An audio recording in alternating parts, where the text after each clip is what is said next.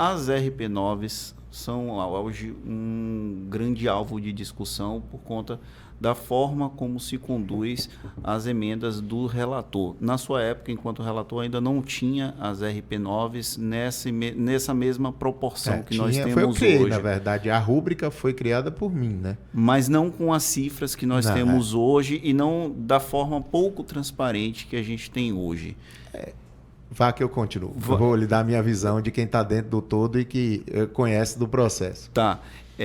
Como é que você avalia?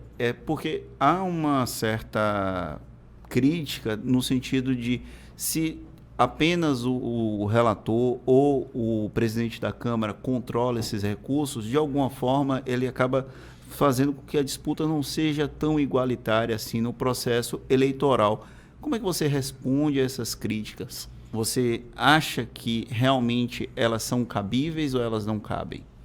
Olha só, eu acho que crítica, primeiro, você tem que ouvir e procurar tirar as lições. Então, assim, eu sou um cara que aceito toda e qualquer crítica. Claro que sempre tem os engenheiros de obra pronta, né? Essa semana, inclusive, eu vivi muito... se você tivesse feito isso, se você tivesse respondido isso, se você tivesse partido para isso. Mas como eu disse, talvez se eu tivesse feito tudo isso, eu poderia até ter vencido a eleição, mas não seria eu. Então, para mim, não me deixaria tão tranquilo e tão feliz quanto eu fui e enquanto eu vivi nesse processo. Essa questão da RP9, as emendas de relator, é exatamente o contrário. Se as pessoas sabem hoje para onde esse recurso vai, é porque exatamente existe aquele marcador. Antigamente, esse recurso era colocado dentro dos ministérios, na forma de RP2, que é o custeio dos ministérios, e eram gastos e ninguém sabia da forma como era que ela estava sendo feita ou como é que ela estava sendo conduzida. Quando você cria o marcador, automaticamente você consegue acompanhar a execução daquele recurso, entendeu? Então, isso foi feito para o orçamento de 2018 e trouxe muito mais transparência para esse processo.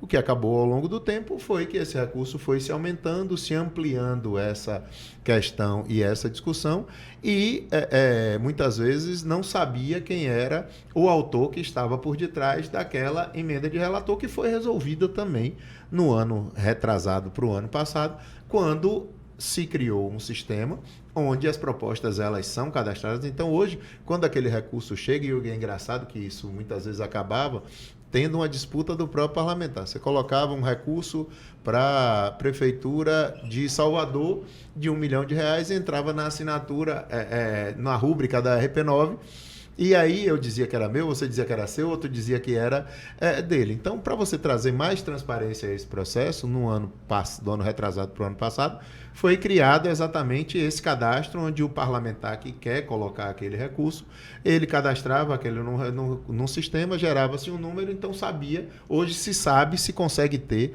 um acompanhamento de quem foi que mandou aquele recurso, quem foi que mandou aquela emenda. Então, eu, por exemplo, sempre procurei fazer isso, até porque sempre tratei isso como uma coisa importante. Eu acho que também é função do parlamentar fazer obras, trazer recursos, ajudar as cidades, ajudar ao Estado. Então, eu sempre dei publicidade, sempre fiz questão de ver, e todo recurso que eu trouxe, sou um dos deputados que mais trouxe recursos para a Bahia ao longo dos últimos tempos. E sempre divulguei nas minhas redes sociais, sempre coloquei... Mas nem todo parlamentar faz a mesma coisa, mas né, aí Cacá? você não pode julgar o que aquele negócio. Você coloca para pagar a conta de todo mundo. Eu, particularmente, não penso desse jeito. Mas o eleitor, por exemplo, ele quer ter acesso a saber para onde foi as RP9 Hoje ele tem o foi. portal da transparência, tem lá a aba, tem lá a coisa, você tem, inclusive, você consegue ter acesso, inclusive, às cópias dos ofícios cadastrados pelos parlamentares. Então, hoje... Depois você precisa me mostrar esse caminho, porque a gente tentou aqui e não conseguimos.